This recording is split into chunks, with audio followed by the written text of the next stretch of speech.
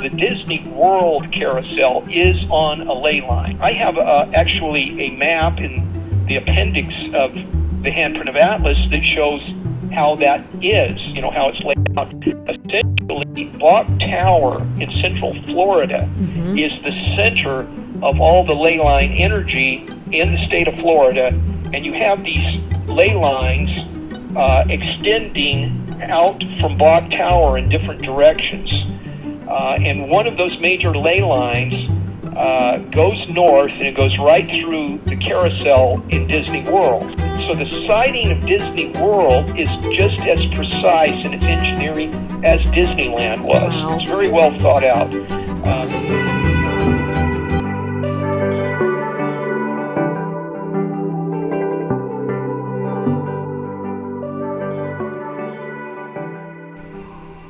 Aloha and welcome to another show, guys. Today I had the pleasure of speaking with Sesh Hedy, the author of Handprint of Atlas.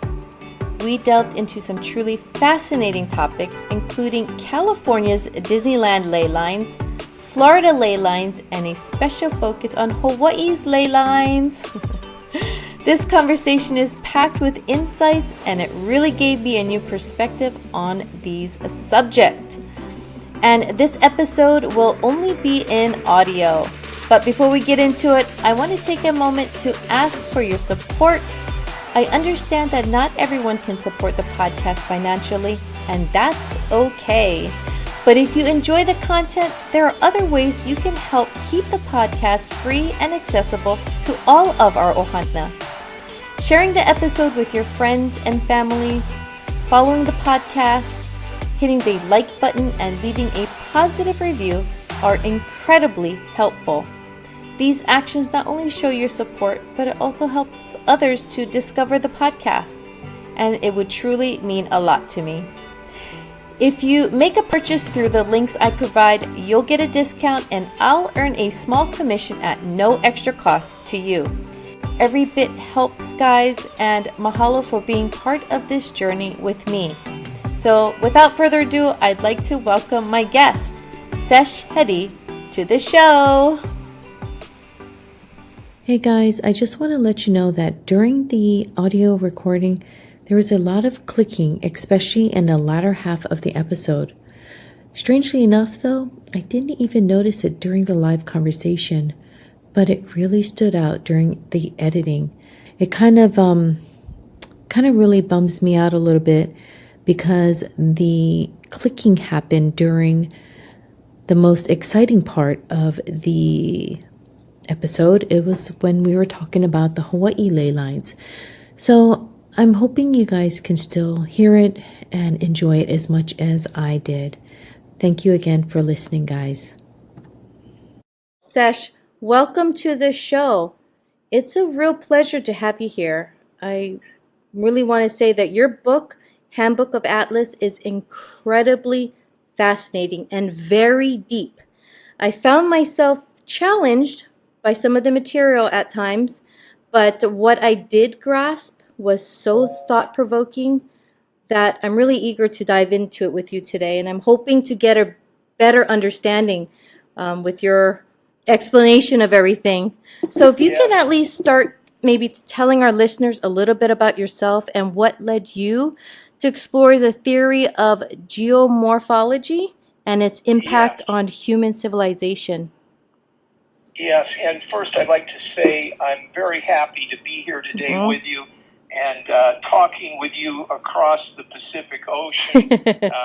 I think that's so exciting. And it's just like we're right in the same room here. My interest in geomorphology goes way, way back on this in my book. Really, when I was very young, before I started school, I was interested in drawing. I started drawing when I was probably 1.5, 2 years old, and I drew all sorts of things, but I got a hold of a road map that it was probably a California road map. It showed the coastline, and I wanted to draw a map like that, and so I used it as a model, and I set about drawing a line and trying to create a coastline.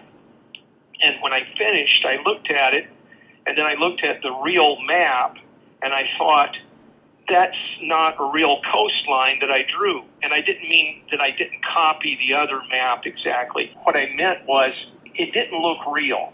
I had done a fictional coastline, It wasn't a copy of the map.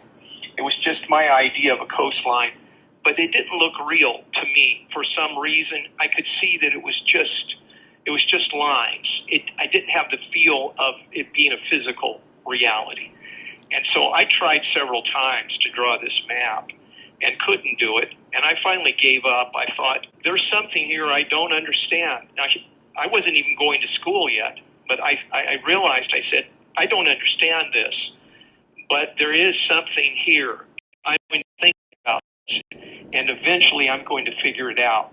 Well, it went decades in the back of my mind, and all of those thoughts came back to me very strangely around the year 1985. By that time, I was 30 years old.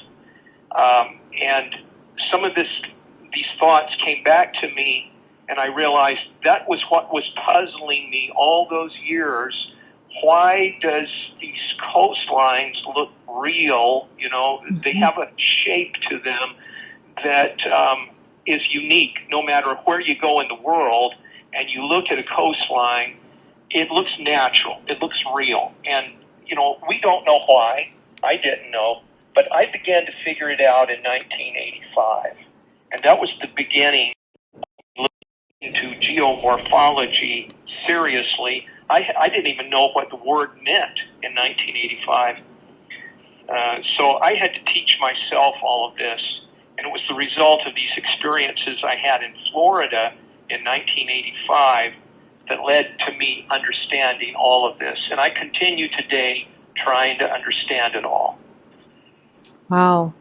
Yeah, December 23rd, 1985, you said that was a significant date for you. Yes, that was the date when I had this rather odd experience. I'd been having synchronicities, little odd experiences all through that trip. What had happened was my brother had called me up and asked me if I wanted to go on a vacation with him to Florida. And I jumped at the opportunity. So we started planning it months in advance and talking about it. But before that happened, a number of months before we even started talking about going to Florida, I had a very strange dream. I call it my rocket dream. And it was about a rocket explosion that I experienced in the dream. It was night, and I was in a strange place, and I describe all this in the book, but essentially I dreamed that I saw a rocket explode on its launch pad. And it was very disturbing to me when I woke up, and it stayed with me for a long time. The rocket in the dream, the way it looked, it was very thick, and it was orange rust colored. Now, back in the 1980s, they did have the space shuttle, and I had seen it launch a few times on television. But in those days, what I was seeing, there was the space shuttle attached to the main launch rocket, and it was white when I saw it, the way I remembered it. Mm-hmm. But in the dream, it was a similar kind of rocket, but it wasn't white. It was a rusty orange color. Well, what I didn't know was that as the years went by and they reused these rockets, they got rusty on the outside. They got a patina of rust on them, so that they started looking like the rocket in my dream, which at the time, when I had the dream, I thought it was the craziest thing. Who would think that they would launch a rusty rocket into space? You think it would fall apart. But it was just a slight side of that rocket. Mm-hmm. And so in 1985, when we started planning this trip, I thought of the rocket dream because one of the itinerary attractions was to go to Cape Canaveral and see a space shuttle launch. It was scheduled right at the same time we were going there. And so we had that plan. We were going to see the launch. And so here we are in, it was called World Showcase, or Epcot Center. It was a pavilion right in the center of Epcot. And in that pavilion, they had big shops, tourist shops and such. But they also had this big room with a giant screen, very big screen. And they had a news broadcast going on continually talking about the space shuttle launch. And we stopped and were looking at that, and the commentator suddenly said, well, they've decided to postpone the launch because of ice. It's so cold at night, the rocket's freezing up, so we're going to postpone that, and so, I kind of looked at my brother and thought, well, we were speculating about, was this some kind of precognitive dream, and now we can rest easy knowing that we're not going to be there during a launch and see the thing blow up, So,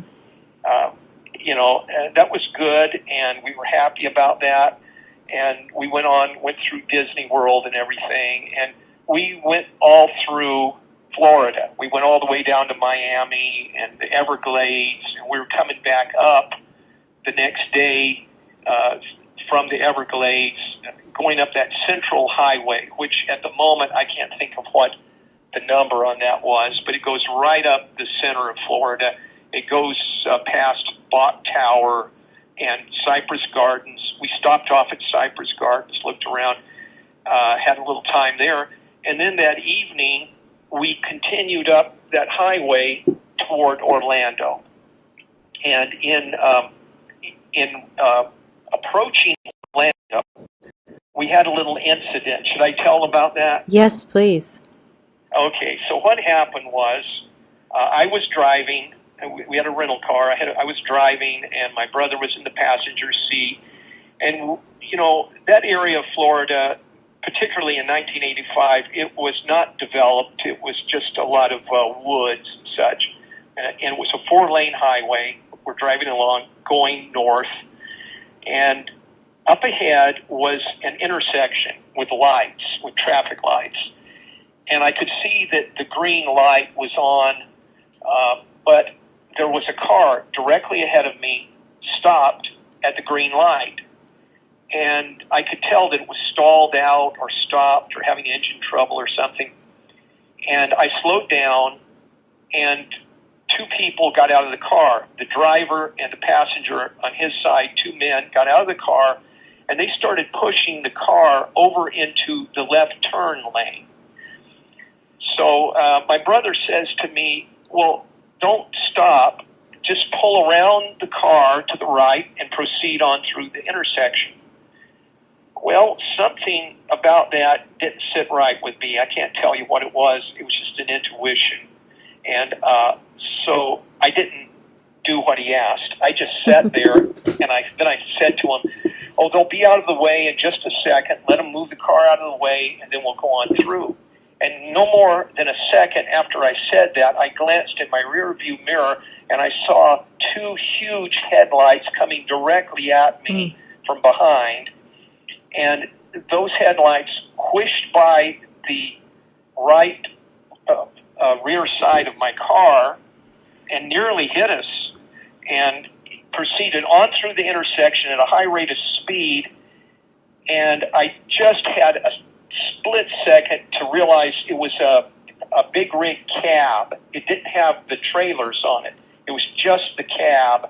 And it sped by, went through the intersection, off the road, and struck a telephone pole or an electric light pole, broke it in 2, and then the cab spun around at 360 degrees and came to a stop. Well, we were in shock from this, and I carefully and slowly pulled ahead, pulled over to the side of the road, around the cab, and pulled to the side of the road in front of the whole situation there, stopped the car, got out, started walking over to the cab, and I could see that there was a large electrical cable on the pavement sizzling away with who knows how much voltage of electricity in that. It was a dangerous situation, all right. And so I approached the cab and called out, "Is everybody okay?" And a man's voice said, "Yes, we're all right." And then the door opened, and he got out. This man was probably about 35 years old, a tall, athletic man.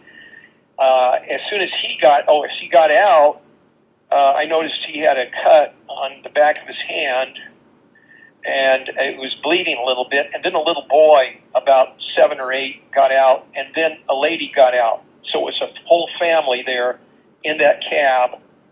And the guy said to me, I thought I'd better go off the road than kill somebody, you know, because it was me, my brother, and then those other people in front of us that were trying to get the car off the road.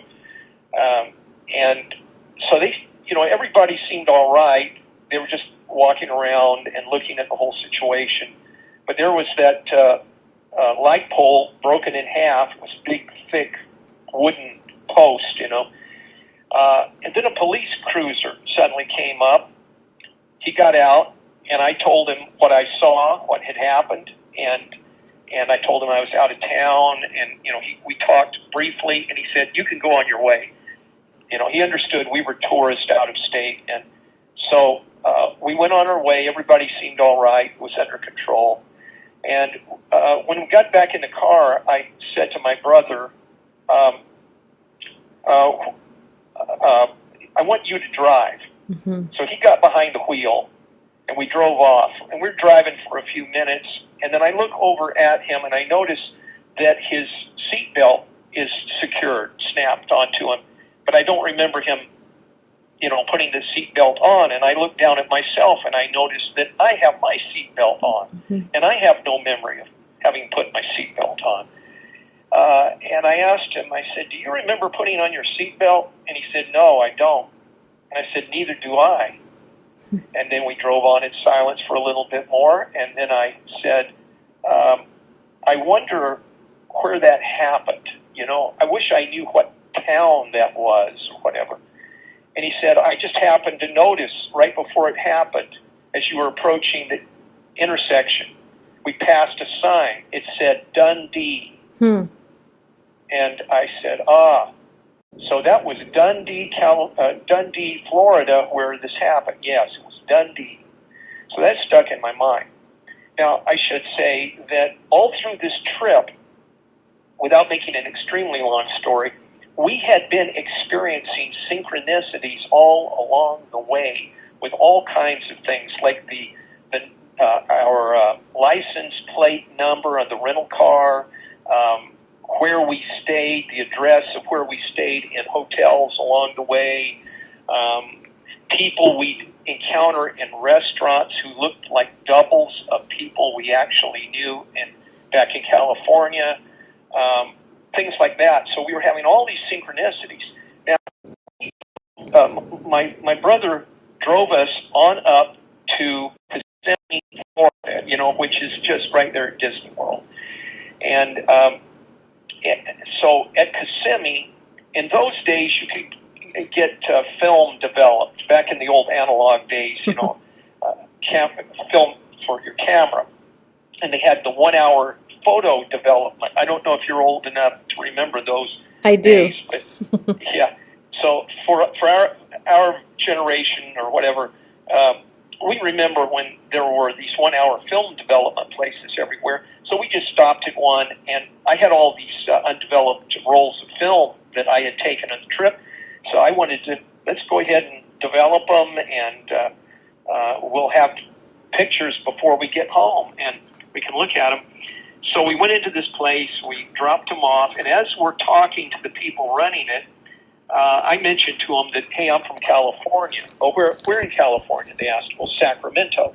And yeah, we know people in Sacramento, and they talked about them, and then they said they live in this, they named the apartment building, and I thought, well, I know people who live in that apartment building myself.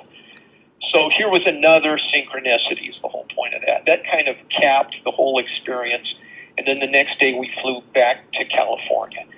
Now, when we got back to California, I get out a map of Florida. And so I had two brothers. One of them was with me on the Florida trip, and the other one didn't go on the trip. He was back here in California. So the three of us are discussing the trip when we come back. And I get out the map, and I show him the state of Florida, and I showed him where this near accident happened.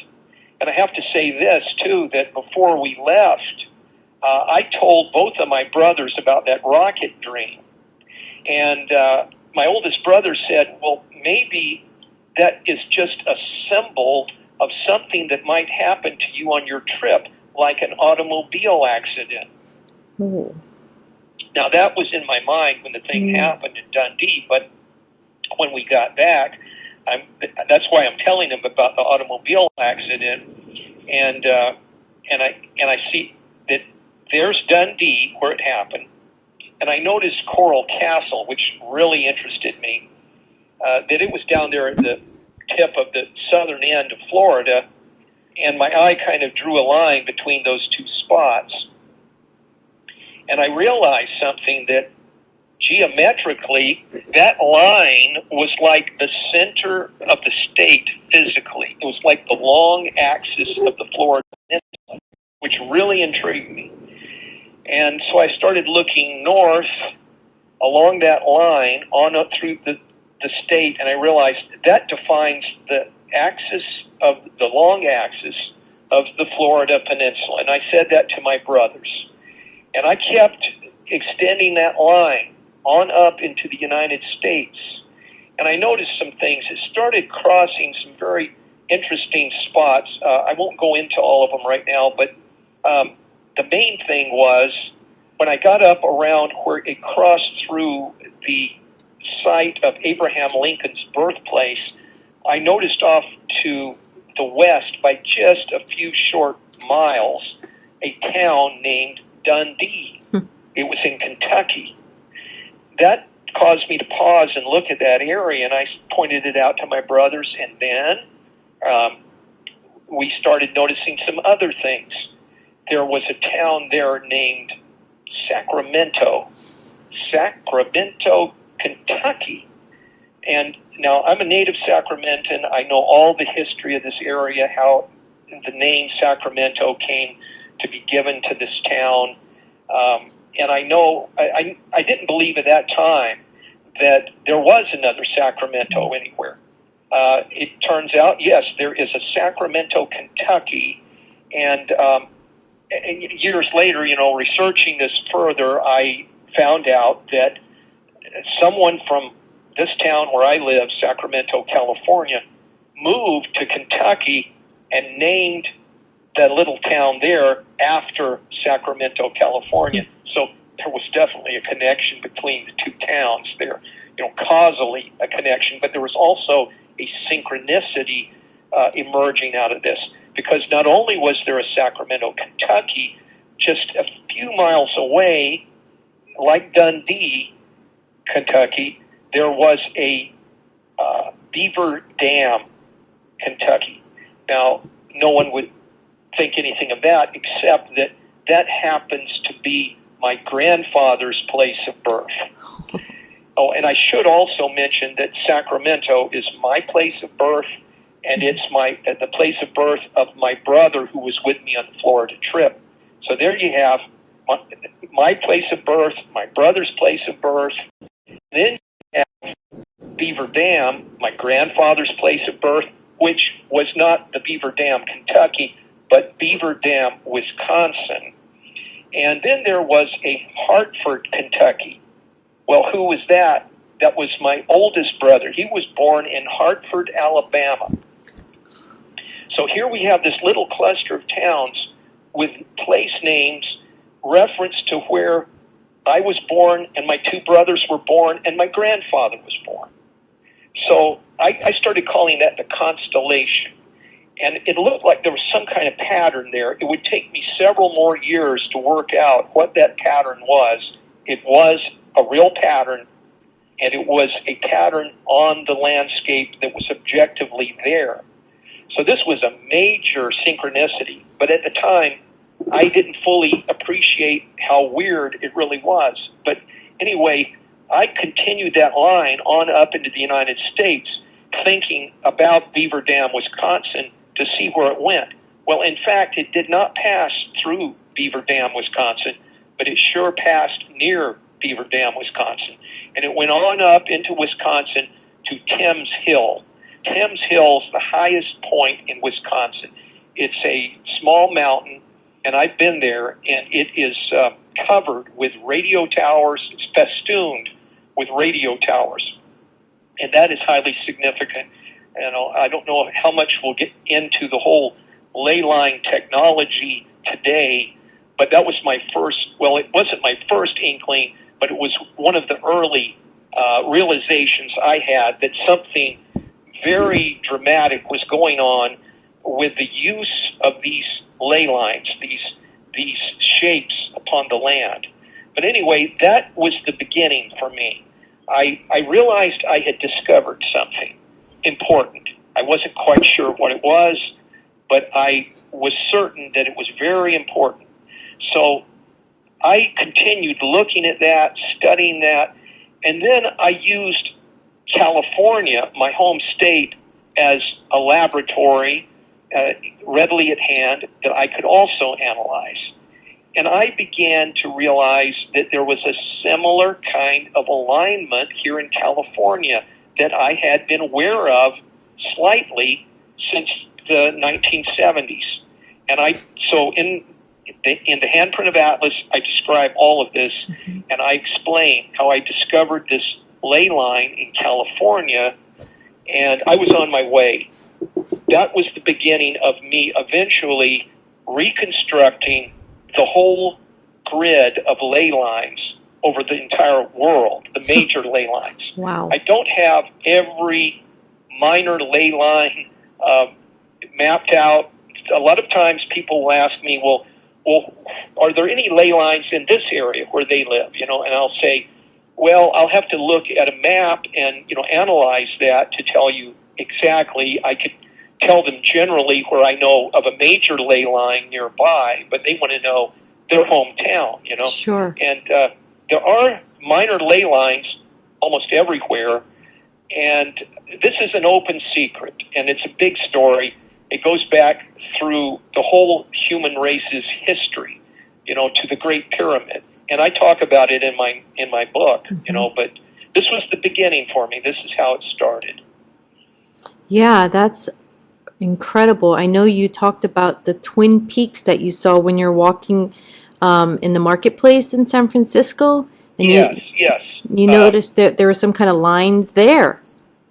Yes, that was the second major ley line I discovered. So back in the 1970s, see, I'm a native Sacramentan, but I never went to San Francisco until I was 15 years old, and that was 1970. And so this was later on, the mid to late 70s, because I lived in San Francisco during those years, a little bit on and off. And so one day I'm walking up Market Street, which is one of the major thoroughfares in the city of San Francisco. It's very famous. There's several streets there that are famous, like Van Ness Avenue, Market Street, Columbus Avenue. These are major boulevards, and anybody who's a tourist that's been to San Francisco, they know these places. You probably know Market Street from a lot of movies. They've set various movies there on Market Street, and sometimes, interestingly, it's not set in San Francisco. They'll use that as a locale for a foreign country or something, because it is a very interesting street. There's a movie called On the Beach. I don't know if you ever saw that or not. No.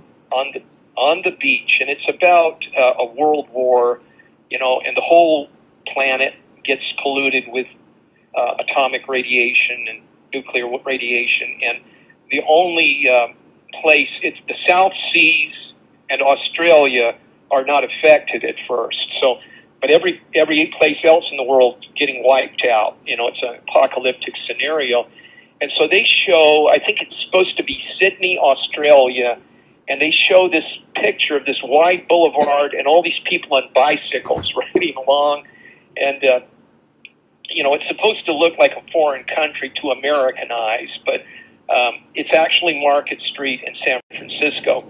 I'm just saying all this to give you an idea that this is a big boulevard, the financial district where all the big buildings are at and everything. But toward the southwest, it looks off at the end of that street. All these buildings frame the view of a little mountain, and the peak of that mountain, it has twin peaks.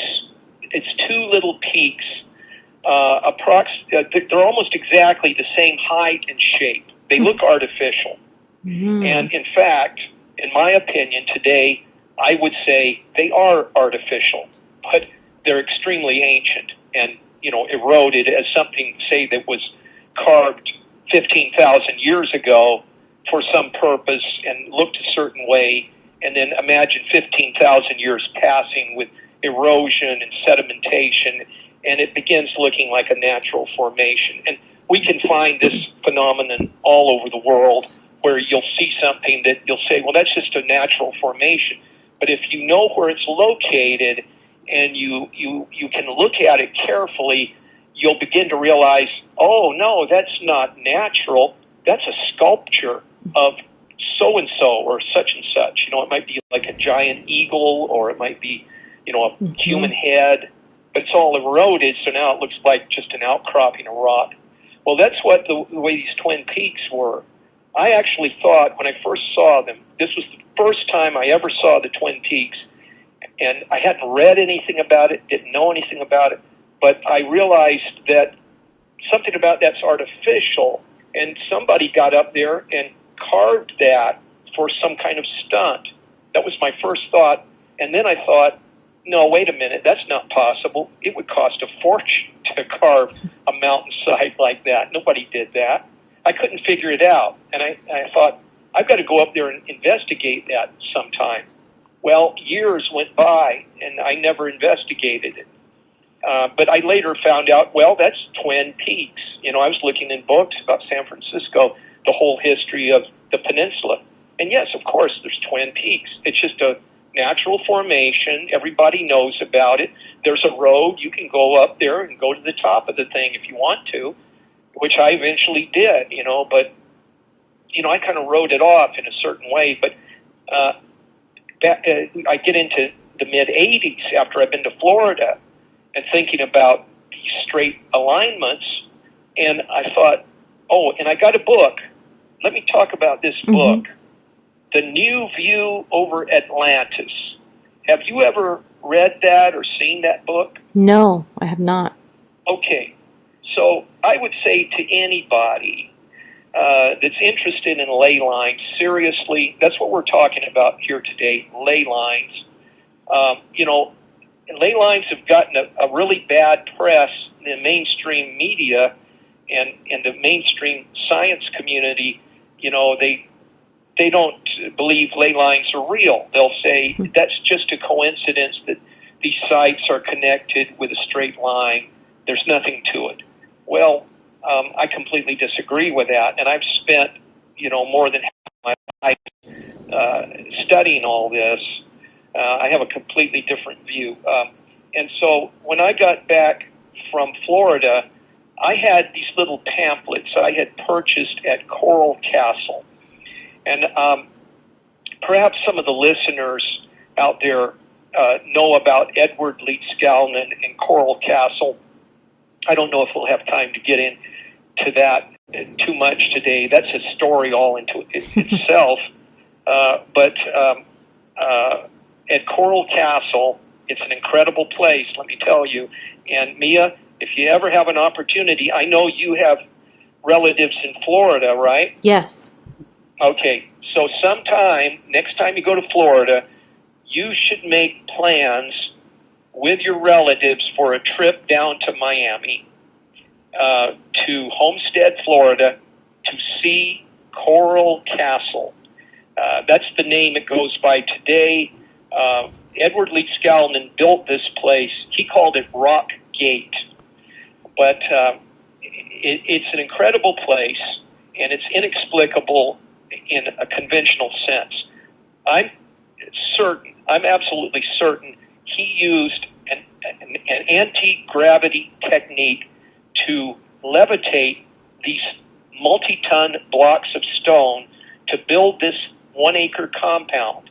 He did it all by himself. Okay, that's the story on Coral Castle, and was one of the main reasons I had gone to Florida to see Coral Castle. Now, they have a gift shop there, and at the gift shop, I purchased every book they had available. and I got a little pamphlet book written by someone that was pretty interesting. Several of these books were interesting, and it was also Edward Lee Skalman's writings. I got those. But in this book, in the bibliography, one of the books listed was The New View Over Atlantis. The New View Over Atlantis by John Michell, Michell.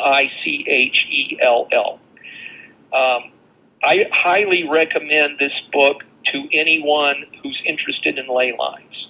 And I would say this: read The New View Over Atlantis first, and then read my book, The Handprint of Atlas, because there's a definite connection between these two books.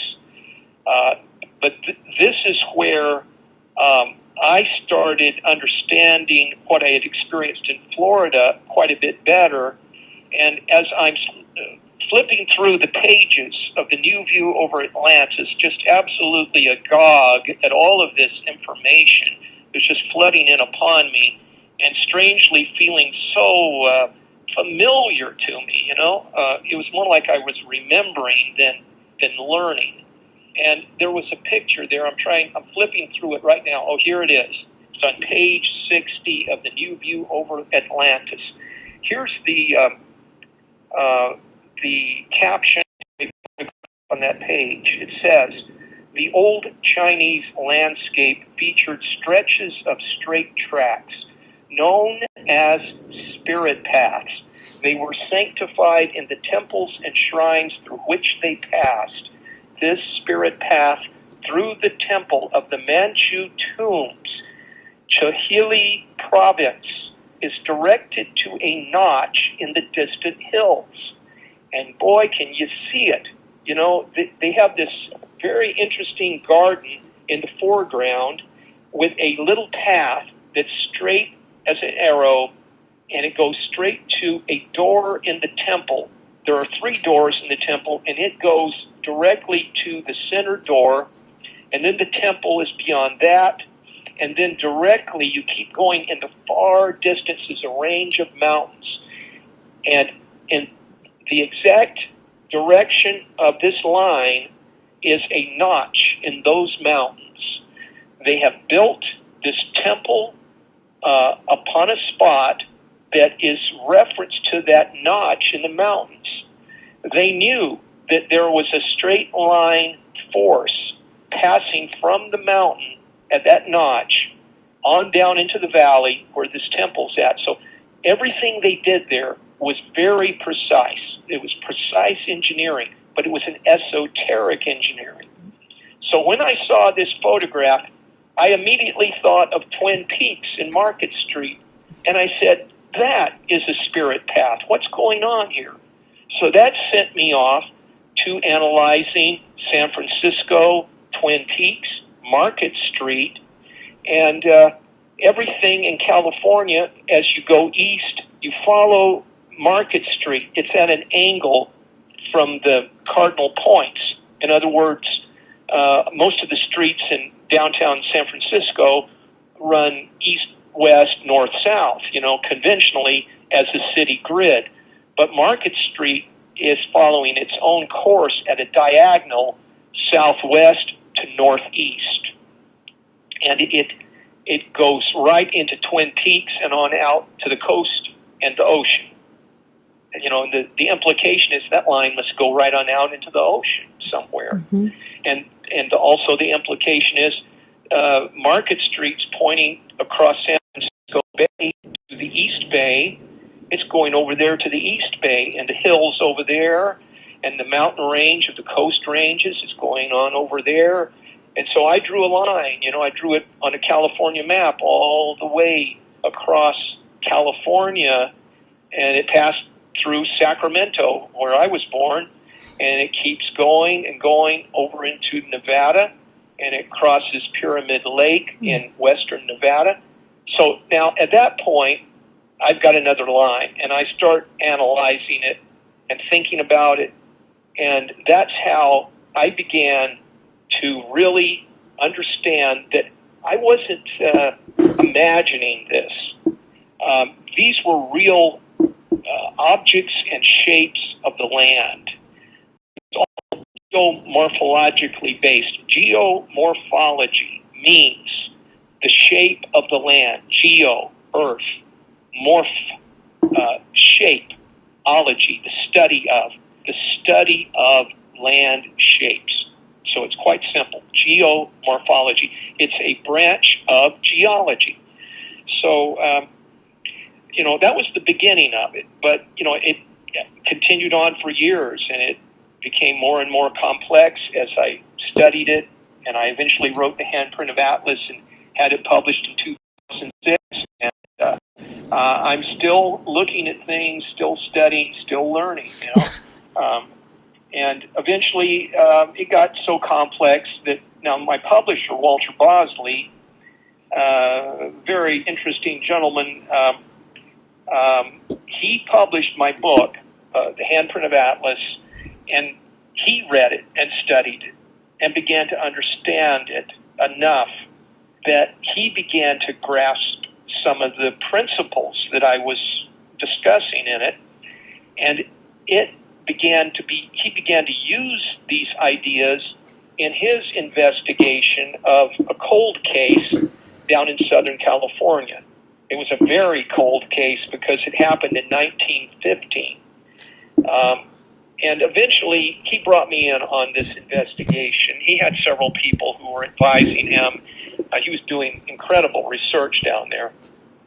But we ended up applying a lot of the principles that are in the Handprint of Atlas to this cold case in San Bernardino. And it eventually led to him writing 3 books, a trilogy entitled Empire of the Wheel. And that is a story all to itself. It would require a whole nother program to discuss that.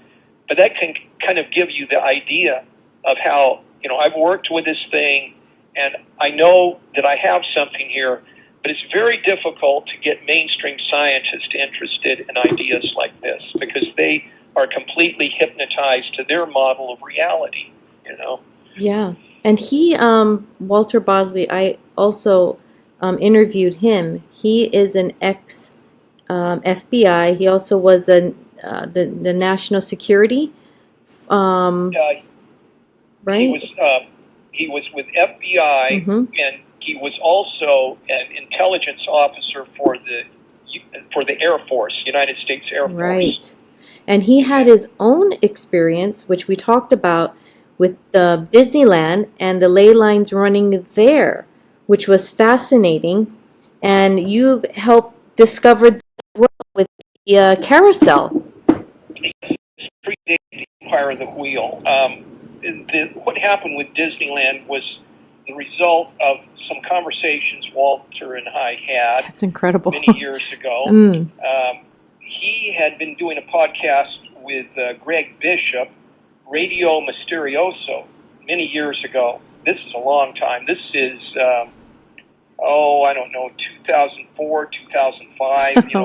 Wow. well over 20 years ago, And so they were working on a book on latitude 33, which the theory they had was that strange things happen along the 33rd degree latitude, such as the JFK assassination. Oh, wow. And, the Great Pyramids in that area. And this was their theory, okay? Not necessarily my theory, but I found it was an interesting idea. And it is true that these things do seem to cluster a little bit there. But Disneyland had a private club in the theme park called Club 33.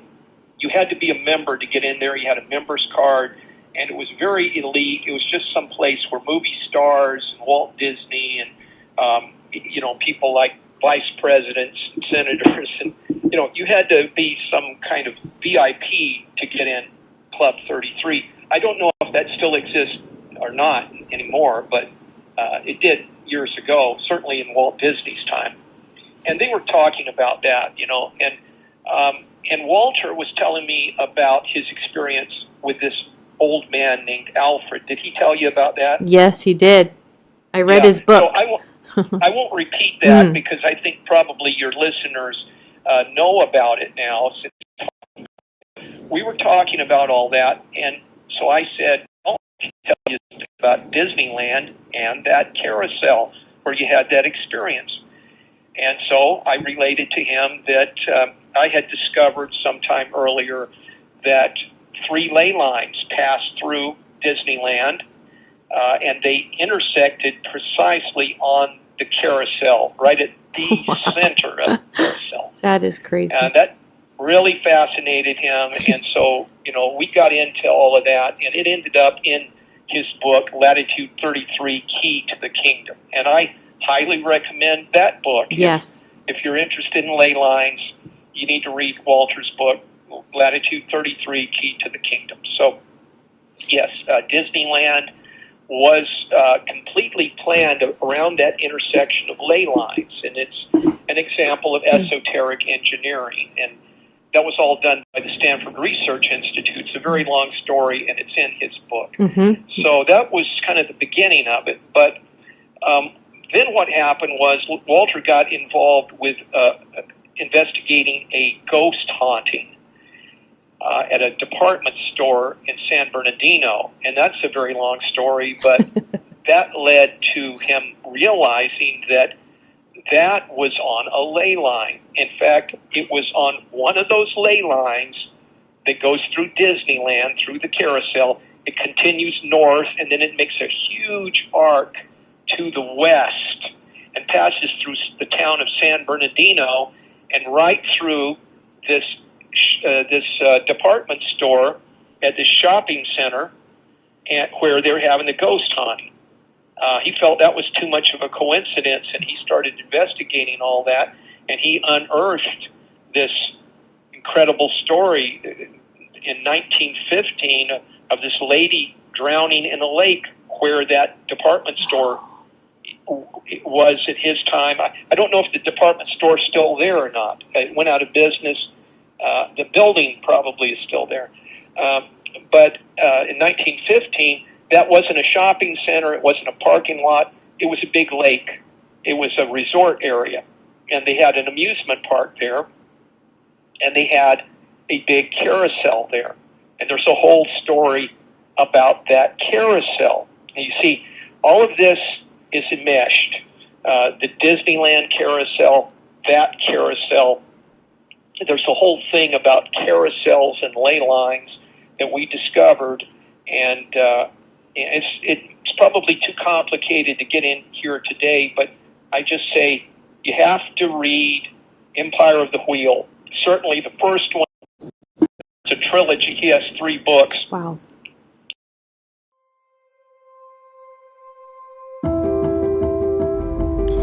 Curious about a natural way to boost your immunity and stay healthy? Well, stick around. I've got some fantastic information for you.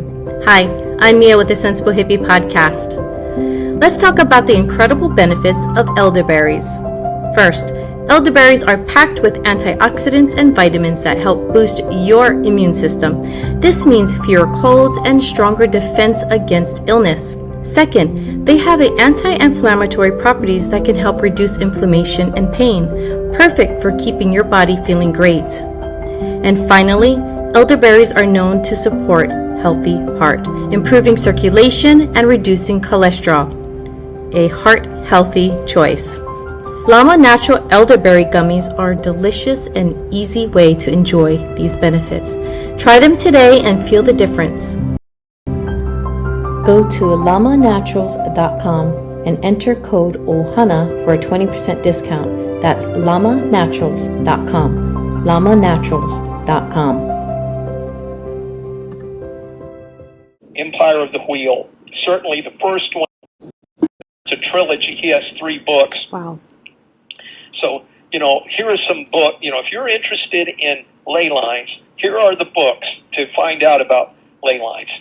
The New View Over Atlantis, Handprint of Atlas, Latitude 33, Key to the Kingdom, and Empire of the Wheel. Now I'm going to offer another one. I have nothing to do with, the publication of these books, except my own. But here's another book I'm going to recommend. It's a huge story here. It's entitled Sacred Geometry of the Earth. It's subtitled The Ancient Matrix of Monuments and Mountains. It's by 2 authors, Mark Vidler and Catherine Young, with a foreword by Rand Flem Ath. And I don't know how this book's doing in its publication. And it was published, I think, in 2016 by Inner Traditions. So that, if you're interested, you can look it up, www.innertraditions.com. This book I fully endorse as an incredible work of research and thinking. These 2 individuals are incredible, and all of their work dovetails precisely with my own work that I've done, and they know what they're talking about, but they're looking at it in a slightly different way. But a lot of this is very similar to what things I've discovered, and so I, highly encourage people to also read that book. Maybe you want to get into that after you read my book, The Handprint of Atlas. Is there any connection with Orlando's Disneyland, or Disney World, I should say? And they have... Certainly. Really? And their ley lines with their carousel as well? Yes. Yes. What we found, I've looked at some carousels, and Walter's also looked at some. And what we found generally is the major carousels that are fixed in position almost always are on some kind of ley line. This is a secret kind of knowledge that's out there. It's sort of an open secret, and they use it. But you use it in a lot of other ways besides carousels. They use it with monuments. They use it with state capitol buildings. A lot of hospitals, they use it with hospitals. There's a reason for that, because the ley lines are natural waveguides of all kinds of energies, and you can use them for beneficial purposes for health, but you can also use them destructively. We've seen both kinds of use. So it's just a natural energy, but like anything, you can turn it into something good or bad depending upon your intention, So, the Disneyland or the Disney World carousel is on a ley line. And I have actually a map in the appendix of the Handprint of Atlas that shows how that is, how it's laid out. Essentially, Block Tower in Central Florida is the center of all the ley line energy in the state of Florida, and you have these ley lines extending out from Block Tower in different directions. And one of those major ley lines goes north, and it goes right through the carousel in Disney World. So they put that. So the siting of Disney World is just as precise in its engineering as Disneyland was. Wow. It's very well thought out. Incredible. So yes, this is used a lot and in a lot of ways, and it can get very complex. But I think today the point I want to make is this is all based on geology. Mm-hmm. You know, people are doing things with this, but the basis of it is that the Earth naturally has these kind of patterns in it. You know, it has some major straight line patterns, for example, and that forms the major gravitational grid of the Earth. It's a harmonic standing wave, spherical harmonic standing wave. But there are also these curvilinear lines that are mainly they're the result of continental drift. You know, when they started, the very beginning of the late 1950s, they started accepting continental drift in mainstream science and mainstream geology. Before then, established geologists at the universities were saying continental drift does not happen. It's a crackpot theory.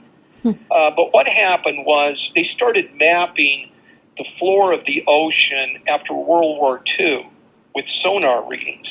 And they figured out that there's this gigantic rift in the floor of the Atlantic Ocean, and the continents are spreading apart there. The plates, west and east, are spreading apart, and all that is like a volcanic extrusion there along that rift, and it's pushing the plates apart constantly, very slightly, and it's taken 200 million years for North and South America to separate from Africa and Europe. So you're looking at 200 million years. It's quite a bit of time. Geologically, it's not that long.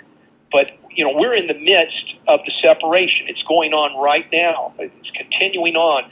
The Atlantic Ocean is expanding, and the Pacific Ocean is shrinking. So I'm sure you've heard the term ring of fire, right? Yes, we're right in the center of it here in Hawaii. Yes, you are. Yes. Can you tell me a little bit about that? Yeah, I don't think you have too much to worry about. Oh, okay, good. This is an extremely slow geological process. We're talking millions of years. Mm-hmm. We won't be around whenever what happens is going to happen, you know. But essentially, the Pacific Ocean is shrinking, and the Atlantic Ocean is expanding. This is continental drift. It's not just the continents that are moving, because actually the continents are kind of sitting inertly on top of the tectonic plates beneath them. And it's actually the plates that are moving.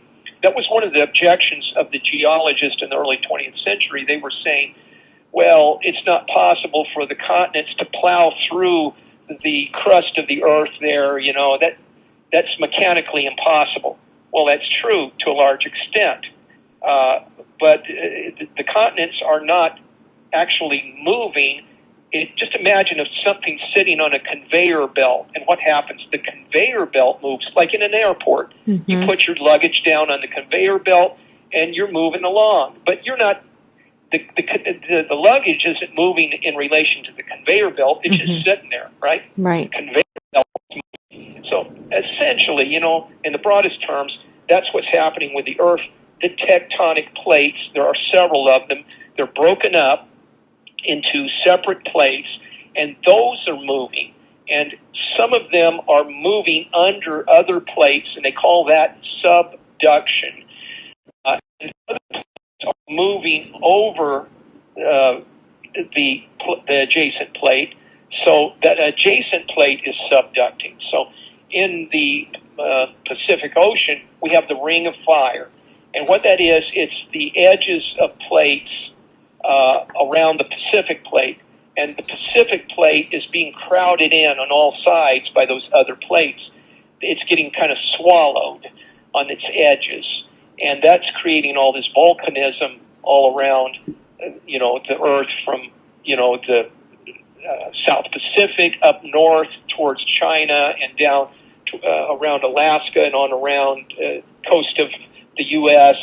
and on around South America. It makes a kind of a circle. And like you said, the Hawaiian Islands are in the middle of that. Now, I think we ought to talk about the Hawaiian Islands a little bit. Yes. If you'd like to now, because yes. We were mentioning we might do this, and I have looked at a map of Oahu in particular. Okay. And so we're going to discuss the ley lines of Oahu, if you'd like. Yes, please.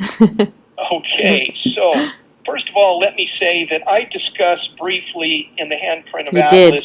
the Yep. Hawaiian Island a little bit, not too much, but you can see that I have a theory about the Hawaiian Islands, and it's quite different than mainstream geology, although some of it's similar.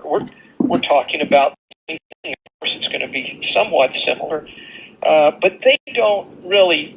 I hate to say this because it sounds kind of, arrogant on my part to say they're wrong, but I'm sorry, they're wrong. I don't know any other way to say it. I know they wouldn't like to hear me say that. So in my view, what's happening with the Hawaiian Islands is that they emerged several million years ago from what I call a hot spot. Now, this term is also used in mainstream geology to indicate a hot area of the Earth that might eventually become a volcano. And it's an interesting thing about the continent of Africa. It has more hot spots on it than any other continent on Earth. Africa. Well, why is that? Well, there's a very good reason. Because Africa has not moved from its original position from the time it was created.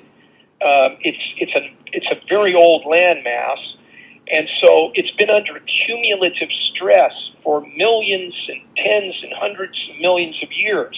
Maybe as much as 1 billion years. It's been under stress as long as it's existed, and so this ley line grid I'm talking about, it's a grid of gravity anomalies. You have to think in terms of gravity, that the gravity is not the same way, the same strength all over the Earth homogeneously. There are some areas that have more gravitational force to them than others, but it's very, very slight. You wouldn't notice it, to just move about on the surface of the Earth. You might not even notice this grid pattern with a gravimeter. It's so faint, but and I've never attempted to measure it with anything like a gravimeter because I'm already convinced that these lines of gravitational stress are so very faint it wouldn't show up on a gravimeter. Well, how do I know about this? These lines, what they do is over hundreds of thousands, and particularly millions of years, they create a stress, a cumulative stress that is very, very pronounced. And as the continents move across the surface of the Earth, these anomalies tend to pin down the landmass at certain points. And so they create these wrinkle patterns on the surface of the Earth. And this is where we get this bunching up that creates mountain ranges, or these valleys that create river courses. So this is the basis of the whole shape of the land on the Earth. So we can read the shape of the land and determine where these gravity anomalies exist. And some of these stress lines form mountain ranges, for example. So those are potentially ley lines. A stress line becomes a ley line when a human comes in, recognizes the energy there, and builds something on it. Now it's a ley line, or it's a ley. They might build a temple on it for religious reasons, because these stresses have all kinds of energy that are not just physical. They have a spiritual aspect to them. They enhance psychic powers. They have a beneficial biological effect. They can invigorate people, animals, plants, that sort of thing. Wow.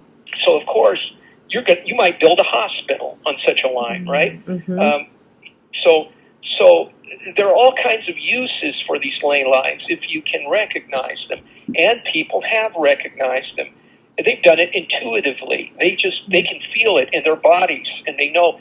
So all throughout the world, traditional people have built on ley lines. They know intuitively, but some of them know abstractly. They figured it out. They say, oh, this area is unique and sacred, and that area over there is unique and sacred, and it's on a straight line, and I'll go over here a little further. Oh, I found another one, So there are different approaches to this, but it's a fundamental reality.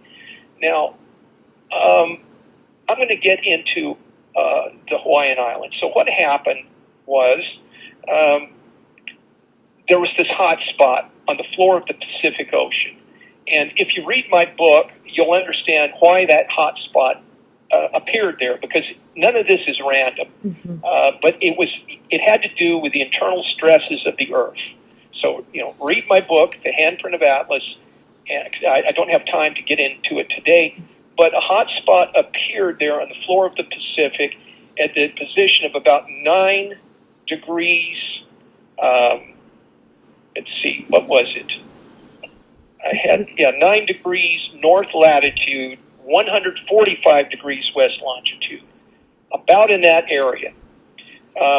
And so what happened was, essentially a volcano erupted out in the middle of the ocean, the Pacific Ocean, long, long ago, and it was the first extrusion created the island of Kauai. Kauai is the oldest island in the Hawaiian chain. Then what happened was a lot of time passed, and the Pacific plate was moving, or started to move. It's been stopping and starting, and moving and then stopping, moving and stopping. And why is that? Well, it's abutting all these surrounding plates. It'll move a little bit, and then it'll hit something on the edge, and it'll stop for a little bit. It'll build up a cumulative stress. There'll be an earthquake over there somewhere in China or something, and that stress will be relieved, and the plate will move again. And when I say move, I don't mean that it's going to move suddenly and a lot all at once, but it's a slow process. You looked at it over 100,000 years, you'd say, in the last 100,000 years, this has moved so many miles, very gradually, but it's just gradually creeping along. And so Kauai started moving north of where it erupted from out of the earth. And as it did this, it closed off the vent in the bottom of the island that connected it to the hole in the crust of the earth there that goes down into the lithosphere. So it's closed off, and the volcano on Kauai went dormant. Now, the plate continues moving sort of to the northwest. And as it moves, it also may slide a little bit on the floor of the ocean. So it's not only moving north like on a conveyor belt, but it's also maybe starting to just creep along and slide, maybe to the west a little bit. So if you look at the chain of the Hawaiian Islands, you see it's kind of on a curve there, right? Yes. Well, they're moving to the northwest, but they're also sliding a little bit due west. It's a combination of motions. Mm-hmm. But all of these were closer together, and then as time goes on, they're kind of spreading out a little bit. But you get a sense of this. Just try to visualize it in your mind's eye that these were a little closer together, and they're a chain because they're being created by the same phenomenon to the south. Right. And it's this volcanic hotspot area they're coming out of. And every time the plate stops moving, the volcano erupts, and it extrudes all this mass onto the surface of the seafloor, and it builds up above sea level, and now you have an island subaerial, above sea level in the air. So you have an island that's formed. And that's how Oahu formed. That's how all these other little islands here, Molokai and Lanai and Kahulau, is that right? I don't know which island you're... No, Ko'olau? Koho'olawe? Yes, so, and it's, Maui, Big Island. And Maui, there's a couple other islands here with Maui. And then the Big Island, of course. Right. Now, south of the Big Island is another tiny little island. I think it's called Laui or something like that. I can't remember. Exactly. I saw that in the book, and I don't know where that is. Yeah, it's actually under the ocean, so I see, you wouldn't be able to see it. But it's a little seamount, and it's kind of an active. Lo'ihi. Yeah. Lo'ihi. So, but the main active volcano, of course, is the Kilauea crater. Mm-hmm. All right. So that area is the youngest of Hawaii, and it's still active, and it has somehow the Big Island. It's bigger mass.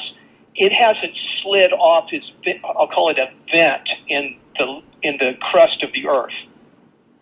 That vent that's in the crust goes down to the lithosphere, and so it's still feeding that Kilauea crater to this day. These other islands they've slid off an alignment with the vent that was in the lithosphere that closed it off.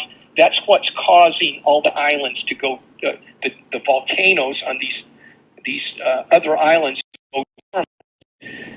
And the Kilauea crater is going to remain active for a very long time. So that's kind of the history, geologically, of Hawaiian Islands. Now, let's look at Oahu, Honolulu, and all of that. Mm-hmm. So there are about, I would say, 4 ley lines on Oahu. Wow. I'm going to name them off for you. Okay. There's one, it's called the Koolau Range. Ko'olau. K-O-O-L-A-U. Yep, Ko'olau. Koolau? Ko'olau. Koolau. Close enough. Ko'olau Range. And so it extends from. Okay, I'm going to have a lot of trouble with pronouncing these, but bear with me. You can correct me as we go. Kahuku Point. Kahuku, yes, that's our west side. Yeah. Northwest side, yeah. Yeah, it looks to me on this map, which might not be that accurate, but it looks like it's kind of on the north point. Yes, of Oahu. It is. And you probably sense it as being on the west side, but it's actually right on the point, the northern point between the west side and the east side. Yes. Kahuku Point, it comes down in a big arc, and it's the Koolau Range. Ko'olau. And that goes all the way down to, okay, I'm just going to name this, and I'm sure you know where this is. It's the Halona Blowhole. Yes. The blowhole? Yes. I know exactly where that is. I was going to ask you about that. Okay, go ahead. Okay, I'll tell you a bit about that.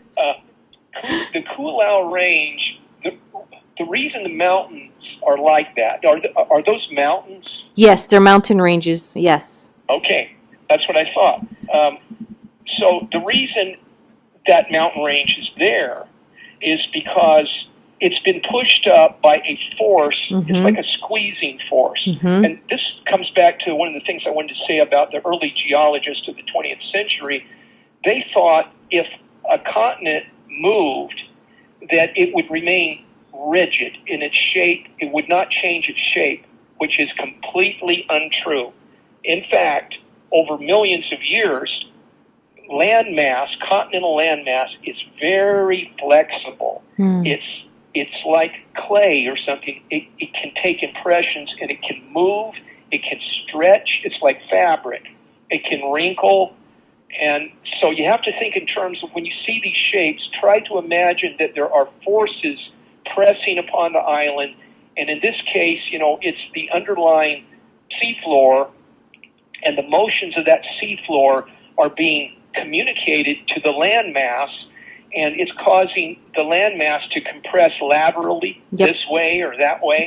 And when it compresses, it pushes up a mountain range. And it might take 1 million years for that to form, but it's still, it's still forming. And that's what the Koolau Range is.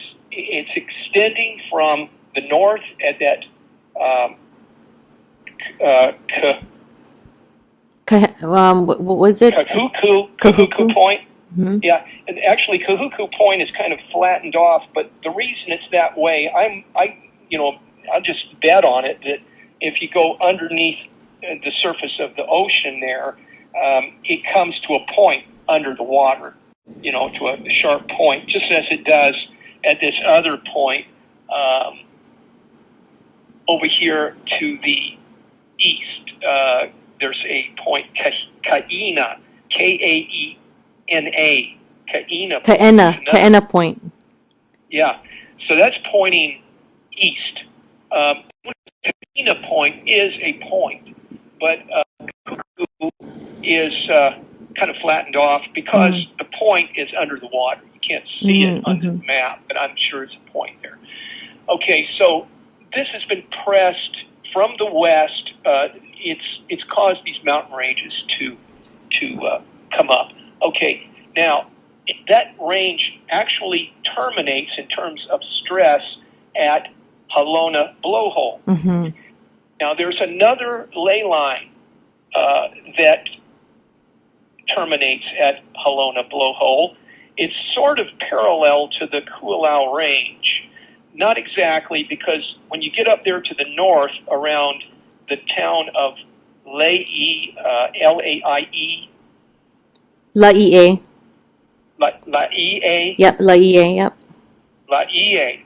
Okay, it comes from Laie down across the coast there, and it passes through several very interesting points. For example, it passes through the Polynesian Cultural Center. It passes through Brigham Young University-wide campus. Of course, they made that there. Of course, they made a Brigham Young over there. I think that's the Mormons. That's the Mormons. The Mormons have a great deal of esoteric knowledge about ley lines. Interesting. And Walter Bosley can tell you some of that. But that's not an accident, in other words. They built that university there. I'd like to see a map of that university and see where the line passes through the campus. I bet it's a very interesting spot that it passes through. It probably determines the whole landscape architecture of that campus. But it's also passing through the Polynesian Cultural Center. That's also Mormons, by the way. Mormons own that. Is that right? Yes. Isn't that interesting? It is. Now I'm going to come on down, moving south, Sacred Falls State Park. Okay. It goes right through there, and I think that's significant. Then way on down, it passes through Valley of Temples. Interesting. Does that mean anything to you? Yeah, I know where that is. Yes, that's on the other side. That's okay. This is all on the same ley line. Now, once again, this is not a straight ley line. It's curved. But it's almost, it's in fact, it conforms to the other Koolau Range. It's like it's kind of defining the foothill or the termination point of the Koolau Range. It is. But it narrows as it's going southward. It's narrowing toward that blowhole. So as this, it goes on past the Valley of the Temples, it passes through what I believe is something that says State Hospital. Don't know if that means anything to you, but I think it's a state. It says S-T Hosp, H-O-S-P. So that must be a state hospital it's going through. And if it is a hospital... I think it is the mental ward. There's a mental hospital. Interesting. Yeah. Very interesting. Well, let me tell you something. That's not an accident. Huh. They put that there on purpose because they knew that was an energy spot. Huh. They know what they're doing. Now, the line goes on, and now there's a tunnel. There's, in fact, two tunnels. One goes, it's Highway 63. It goes right through the Koolau Range up there. It's H3. H3? I'm thinking it's H3. There's 3 tunnels here. H3, there's H2. H3. I see it on the map. You see it? Yeah. Yeah. The way it's H3 comes to an end, and it connects to something called 63. They might have. This is an old map, so they might have changed that, and it's all H3 now. So I think you're right. It's H3. It's a tunnel there, and it is. The tunnel is precisely on the ley line. Right? Now, this is very common. They build tunnels like that on ley lines. Yes. And then it goes on down toward. Let's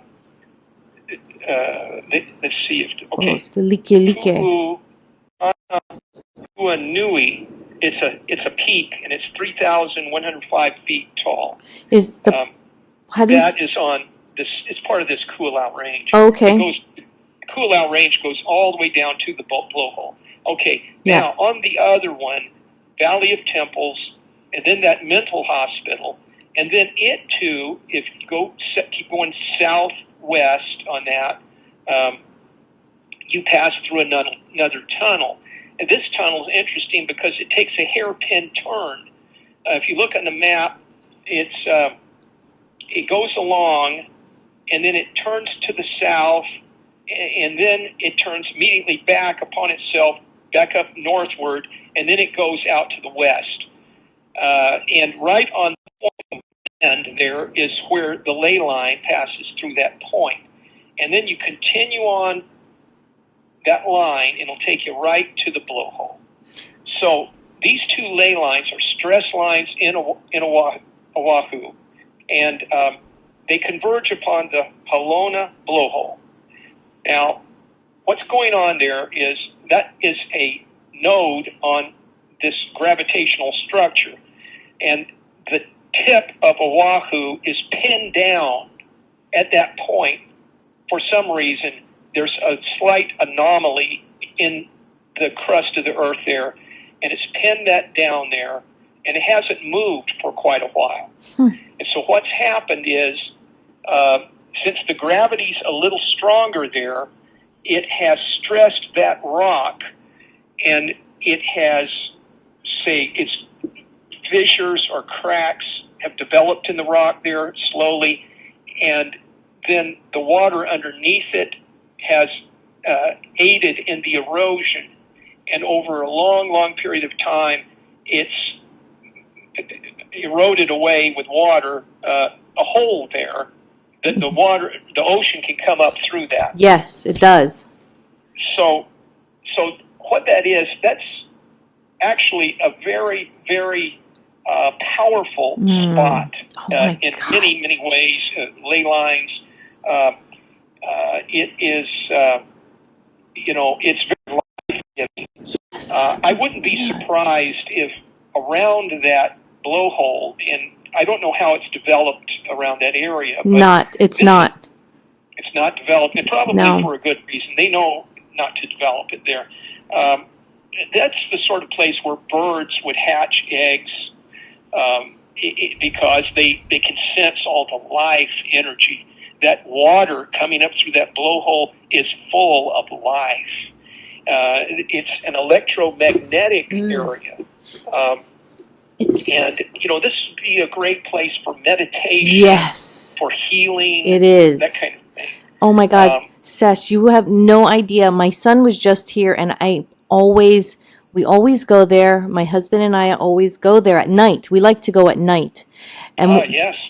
And when There's a reason for that. When we go at night, when it's a clear night, you can see the beautiful stars. You can actually see the Milky Way over that side. And I always tell my husband, there's something strange right here. right here, and we're at the blowhole. Feel that there's a veil of some sort here. There's something here. I'm not sure if it's a portal. It feels like it's something like that. And you can actually see there's a haze of some sort. It's like a haze or a mist, but there's no mist. When you're driving, there's no mist. There isn't any fog at all, but from a distance, when the car is driving, you will see looks like a fog, but there isn't. We pull over and we're standing at the blowhole and we're looking out there. When a car drives, you can really see there's some kind of mist almost, but it's not a mist. It's I don't know how to explain it, Sesh. How high approximately do you think this phenomenon goes up into the sky? Oh, probably, I wish I could show you on my phone one day. I wish we could do like a video. You should do a video of this, I think, and you could send it to Walter Bosley. Okay. By hook or crook, I could probably see that. In fact, we could put it on one of Walter's podcasts and discuss it. That would be interesting. It's not a very high place. You know what? We ought to have you on the podcast with Walter, and we'll discuss it. Talk about this. It's really interesting, Sesh. I was going to ask you. I didn't want to say anything about the blowhole because I wanted you to tell me. I didn't want to put anything in your thoughts or your mind. But when you said that, I was like, I knew it. I knew there was something to that area. For some reason, I feel it when I'm there, Sesh. Well, it's interesting that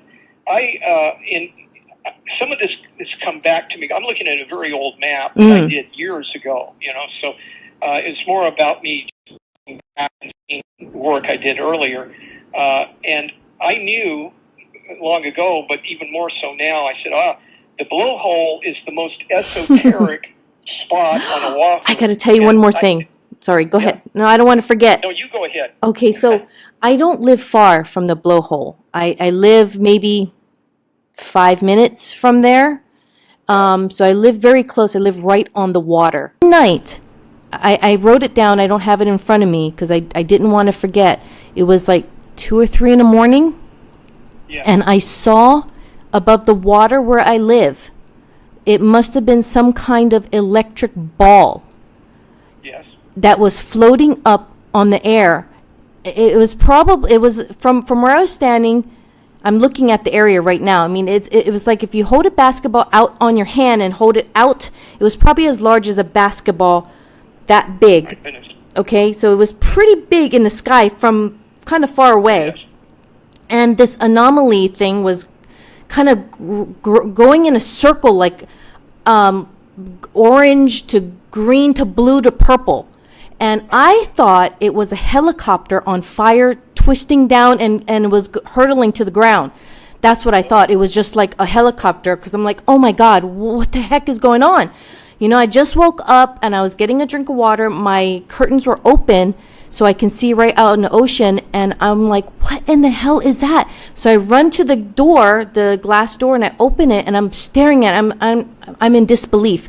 I'm opening my eyes really wide. I'm like, what is this? I hear nothing. There is no sound, not a peep, nothing. And then it disappears. It's just gone. And then about 20 minutes maybe later, I'm sitting in my room. I woke my husband up and he thought I was crazy because I'm like, oh my God, get up. You got to see this. Oh my God. Of course, by the time he came, it's gone. But a little bit later, like I said, 20, 30 minutes later, I'm sitting in the bedroom. Now, this is in another room. I can smell electric ions in the air. Right. I don't know if it's all connected, Sesh, to the blowhole. What I saw. Yes, it is connected. Shut up. Let me ask you. Now, this light phenomena, was it near the blowhole?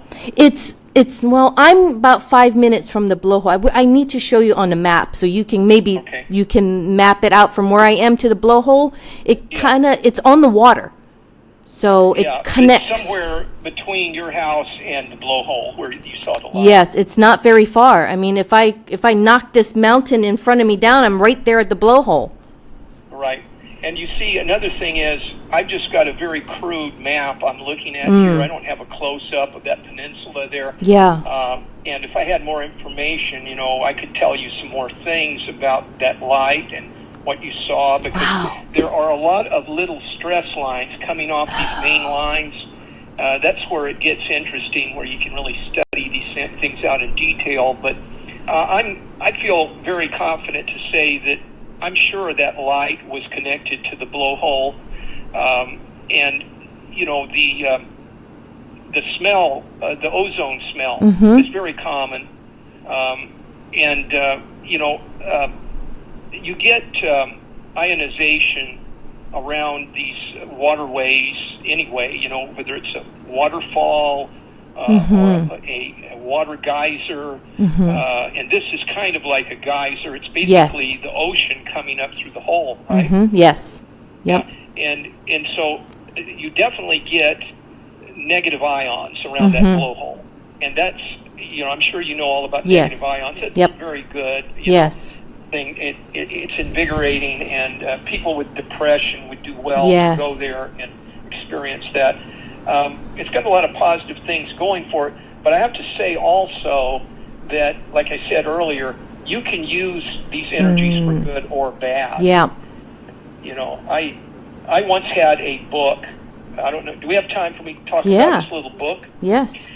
Okay. So, one of the things I used to do back in the good old days, what I mean is the 20th century, was go around at used bookstores and antiquarian shops and look for old books. And one time I found this little book. It was a hardback book. It was black, and the cover was black, and it wasn't very thick, but it was on Hawaiian magic. And it was privately printed. It was an old book, and it was quite a prize, and I got it for a pittance, and came away with that and read that book, and this was over 30 years ago. I read that book. I found it fascinating. It talked about the kahunas. I believe a kahuna actually wrote the book. Yes. Maybe as a teaching tool for students, something. Do you still have that book? I wish I did. Oh. It disappeared mysteriously. Oh, of course. To this day, I don't know what happened to it. It just ceased to exist. And I've looked, and I thought I knew where it was at. It was not there anymore. Oh, darn. That's all I can say, so I'm not going to speculate about that. It had a section on black magic, and I am not into ceremonial magic of any kind. I don't want to practice it. I certainly would be capable of doing it if I took the notion of doing it. I'm of an esoteric lineage, and I have various kinds of abilities, you could say, that I've inherited. But what I noticed was that the kind of magic the kahunas do is similar to all the kinds of traditional magic. You find it all the way around the world. And the Aborigines in Australia, the Caribbean magic, the voodoo, the Santeria in South America, Central America. The voodoo came from a mixture of the Hecate cult and West African magical practices blended together. The Hecate cult came from the white masters in the Caribbean. They brought it from Europe, which it originated in ancient Greece.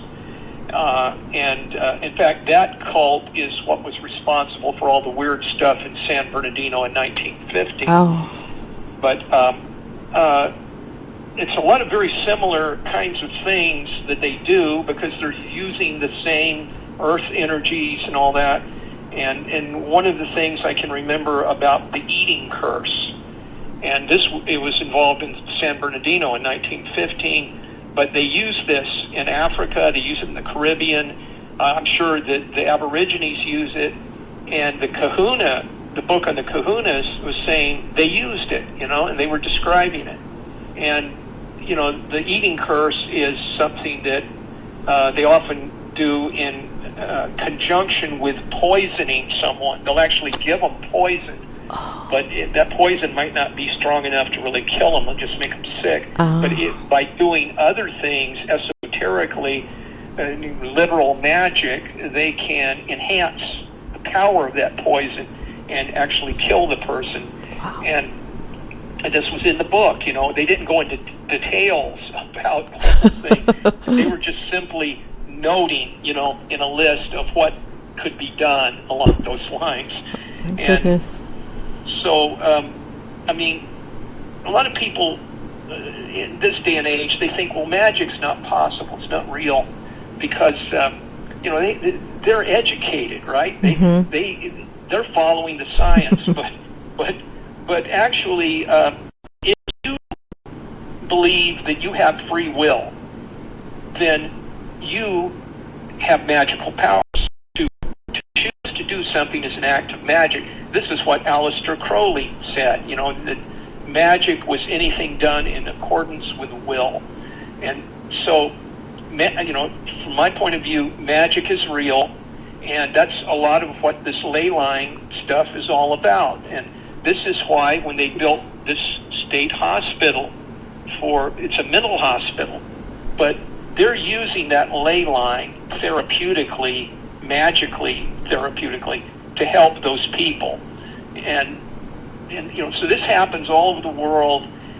Once you begin to understand where you live and what the structure of the land is where you live, you begin to see it, that it's real, like you've had these experiences. So that this Halona blowhole is the real deal, Yeah. And it's the most interesting place in Oahu. There are maybe, I'd say, at least 2 or 3 other ley lines in Oahu. There's this, I'll just mention them real quick, the Waianae Mountains. Waianae Mountains. It extends from that Kahuku side. Kania Point. In a great curve, it comes down and it terminates at Barber's Point. Okay. Down to south. There's also the Pearl Harbor ley line, which is very big.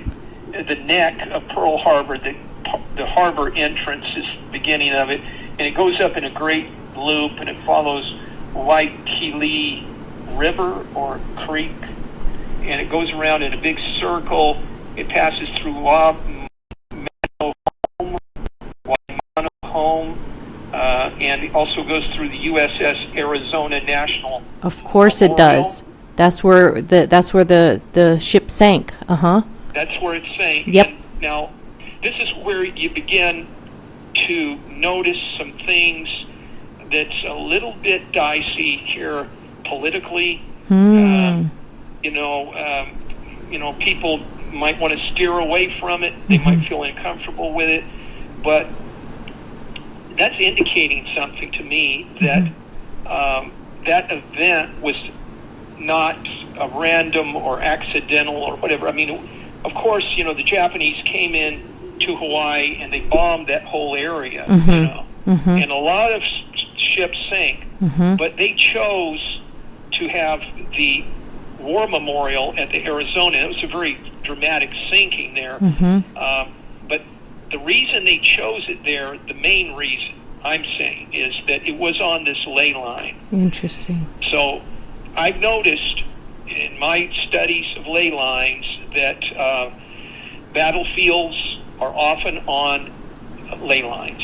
Wow. And they're intentionally positioned on that. In fact, I've written a whole novel called The Swan Song of Breed's Hill. And it's about one of my direct ancestors. It's actually 2 of them, a father and son, who fought at the Battle of Bunker Hill. And it's all about the esoteric aspects of that, and how they chose that spot to have that particular battle for magical reasons. Wow. So this is done. It is real. There's some other things I won't mention now. They're in a book I've written. Okay. And it's kind of explosive type of information. Wow. But it's an uncomfortable thing that we don't want to think about the idea that war is not what it seems to be. Yeah. It's actually something else. And war is actually a ritual of magic. Oh. So, and because of that, you can find these battle sites and these ley lines like Interesting. Wow. Yeah. Wow. But those are the main, those are the main ley lines of Oahu. That is so cool. I think I can give you quite a bit to work with. Yeah. There's other interesting places. I see a spot here on this little peninsula around Kanohi Bay. Kaniohe, okay. Kanohi Bay, called Pyramid Rock. That's Oh, here what? we're looking at. I never heard of that. Pyramid Rock, it says, on the coast there. Oh, probably the reason you haven't heard of it, it's on the grounds of what looks like a Marine Corps Of course it is. We're not allowed on it. Interesting. Unreal. Pyramid Rocks on that base. So, Huh. so those are the main ley lines, and there are, of course, if I had some good maps, I could look at Maui too. That's obviously got some things going there. Yeah. Island, this fascinating place. I was there many decades ago. It's a beautiful place. Yeah. And it's got a structure to it also. Mm-hmm. I often say that the Big Island of Hawaii, to me, is sort of like a miniature model of what Atlantis was all about. Really? Yes. It's got a similar kind of geology to it. Huh. And not exactly the shape of Atlantis was elongated, but it's similar in the sense that they're both igneous rock islands. They're essentially volcanic extrusions above sea level, but they're just volcanic rock. And what's happened with the island Hawaii over a few million years, that volcanic rock has eroded down and it's sedimented, and you're beginning to get sedimentary rocks in there in certain places, and you're definitely getting soil built up. And I noticed when I was there that you go out and there's soil there and they're growing orchids or something, but you can dig down a few feet, bang, and you hit black volcanic rock. Oh yeah. So it's not a real thick covering of soil on the island, but it's enough. They can grow commercial crops of coffee, and they can grow orchids and cane sugar. It's just about anything you could grow anywhere. They got enough soil to do it. Well, I think that's what Atlantis was like. The mainstream geologists and scientists are always saying, Atlantis could never have existed because there is no continent in the Atlantic Ocean. No, there isn't any continent. There's no continental landmass. But what there is this gigantic Atlantic rift running north to south in the middle of the Atlantic Ocean. And there's clearly evidence that there's beach sand on parts of that rift. That's where the beach was at, where that beach sand's at. Beach sand can't form underwater. It has to be in the air, and as they call it, subaerial, under the air. So there's beach sand there. They found it way back in the 19th century when they were laying the first cable between England and the United States. They went down and dug, and boom, they come up with beach sand. And also diatoms. Those are freshwater creatures. So there was fresh water out in the middle of the Atlantic Ocean and beach sand. Well, that whole area was uplifted, 13,500 years ago or greater. That was all uplifted. And also, we had the last ice age, and all the water on Earth, a lot of it was locked up in ice in the northern hemisphere, some in the southern hemisphere. And what did that do to the sea levels? they were lowered by about 300 feet. And you can look at the Hudson Bay in New York, where you have all this pattern of erosion about 300 feet under the waterway there. That's where the original shore was at. And it's fairly recent. Like I said, it's just a few thousand years. Mm-hmm. So, and this ties into my theory in the handprint of Atlas that a rotational axis of the Earth is artificial, and it was only established about 13,500 years ago. So. Yeah, we didn't even get to touch any of that stuff, so I have to have you come back. I guess so. I guess so. Yeah. Well, we talked about a lot of interesting things. We did. And that's the main point. We sure did. It was so fascinating. I really, really loved this conversation. Me too. Thank you. Is there anything new that you're working on that you want to share with us? Well, I'm in the midst of all kinds of writing now. Oh. And, preparing for things. The main thing right now is October 11th through the 13th. We're having NIMSACon. NIMSACon. It's going to be held in Sonora, California, which is an extremely interesting place. NIMSACon is all about the Sonora Aero Club of the 19th century.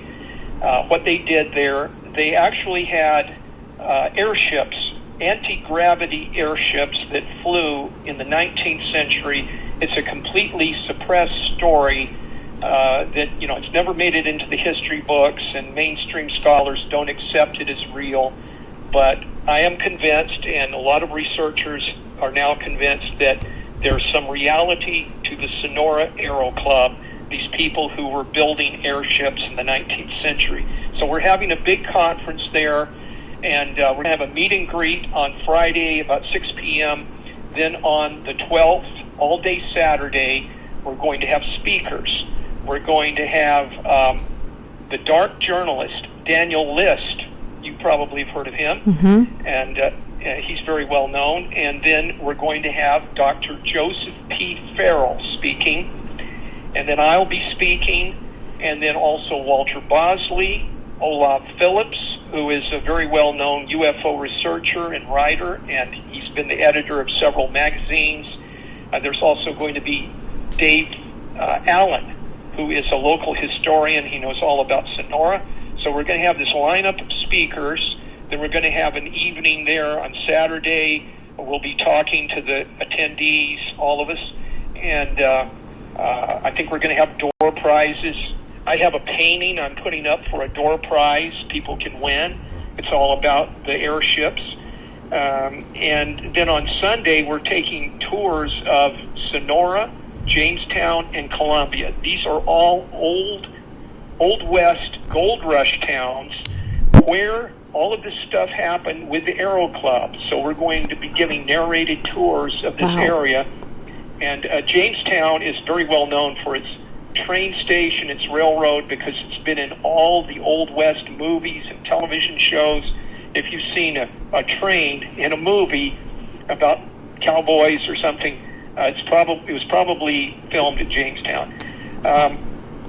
So that's the big thing in October. I'm continuing to write. I'm working on a new novel and doing different kinds of research, and so I'm pretty busy right now. Yes, you are. Well, I want to thank you so much. I want to extend a big, heartfelt thank you for taking the time to dig deep and share your thoughts. Yes. Let me say real quick, if you want to get tickets to NIMSACon, you still can. Look up walterbosley.com, and you can find the site there to buy tickets. And wherever you are at, anywhere in the world, if you're interested in strange phenomena of any kind, UFOs, Bigfoot, airship mystery, come to Sonora. You won't be disappointed. Awesome. Sesh, I want to thank you again so much for taking the time to dig deep and share your thoughts with me today.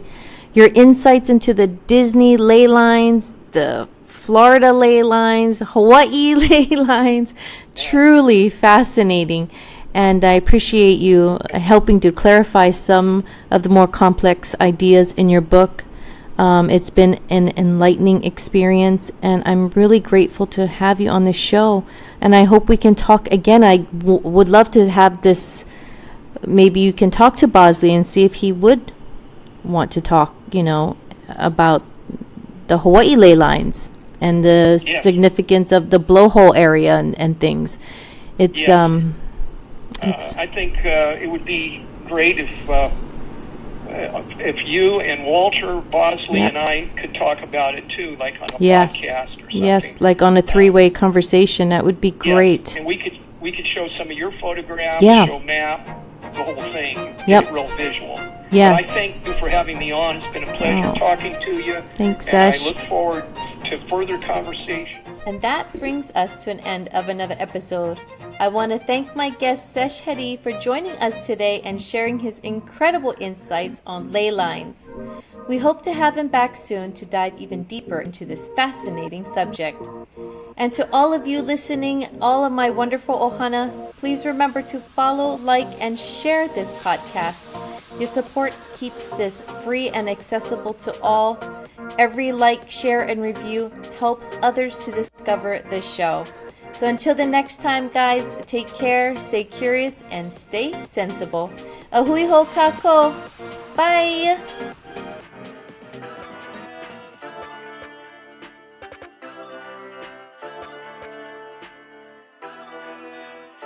Cause lately I've been screaming YOLO, cause lately I've been moving solo, been moving dolo. People see me, they be like, stop, let's take a photo. Can't let nobody take my mojo, can't take my mojo. Cause lately I've been screaming YOLO, cause lately I've been moving solo, been moving dolo. People see me, they be like, stop, let's take a photo. Can't let nobody take my mojo, can't take my mojo. Today's a good day, I'm living my life to the fullest, don't need no champagne. Drunk on life, got me feeling good like Sunday. I'm doing this all to the fullest, and maybe one day, it go like $1, $2, $3, and that's $4 in my pocket, but I'm wanting more. I'm so happy outside to my core. Life so sweet, don't need no candy. Cause lately I've been screaming YOLO, cause lately I've been moving solo, been moving dolo. People see me, they be like, stop, let's take a photo. Can't let nobody take my mojo, can't take my mojo. Cause lately I've been screaming YOLO, cause lately I've been moving solo, been moving dolo. People see me, they be like, stop, let's take a photo. Can't let nobody take my mojo, can't take my mojo. Today's a fun day, and it's a bum day, but damn, I'm still fresh to death for the runway. Don't care what they say, because you only live once, can't replay. Today's a fun day, and it's a bum day, but damn, I'm still fresh to death for the runway.